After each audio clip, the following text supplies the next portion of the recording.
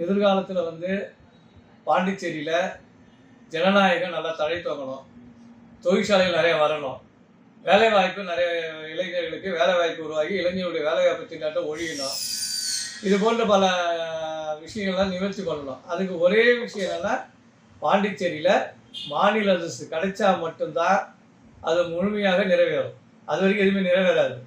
ஏன்னா பாண்டிச்சேரியில் மாநில அரசுன்றது வந்து எல்லா கட்சியும், திமுக ஆண்டுக்குது, அதிமுக ஆண்டுக்குது, காங்கிரஸ் கட்சி ஆண்டுக்குது. ஆனால் எந்த ஒரு கட்சியுமே வந்து மாநில அரசை பற்றி கவலையே படலை. ஏன்னா அவங்களுக்கு வந்து மாநில அரசு இருந்தால் பல பிரச்சனைகள் இருக்குது. உள்ளாட்சி தேர்தல் நடத்த முடியல. இதுக்கெல்லாம் காரணமே அந்த மாநில அரசு தான்.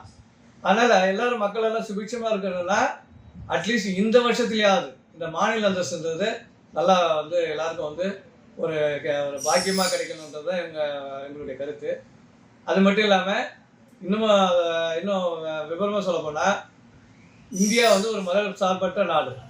அந்த மத சார்பற்ற நாட்டில் மக்களை பிரித்து தன்னுடைய அதிகாரத்தை பயன்படுத்தி பல விஷயங்களில் வந்து மத்திய அரசும் சரி மாநில அரசும் சரி ஈடுபட்டு இதை வந்து முறியடித்து இந்த 2024 தேர்தலில் பொது தேர்தலில் மத்தியிலையும் சரி மாநிலத்திலும் சரி ஒரு மிகப்பெரிய ஆட்சி மாற்றத்தை உருவாக்கணும்.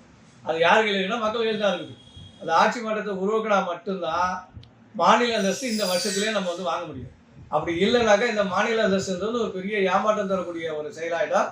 அதனால் மக்கள் வந்து இந்த விஷயத்தில் ரொம்ப ஜாக்கிரதையாகவும் ரொம்ப அணுகக்கூடிய ஒரு முறையை வந்து கையாளக்கூடிய ஒரு முறையை வந்து நல்ல ஒரு இதுவாகவும் கையாளணும்.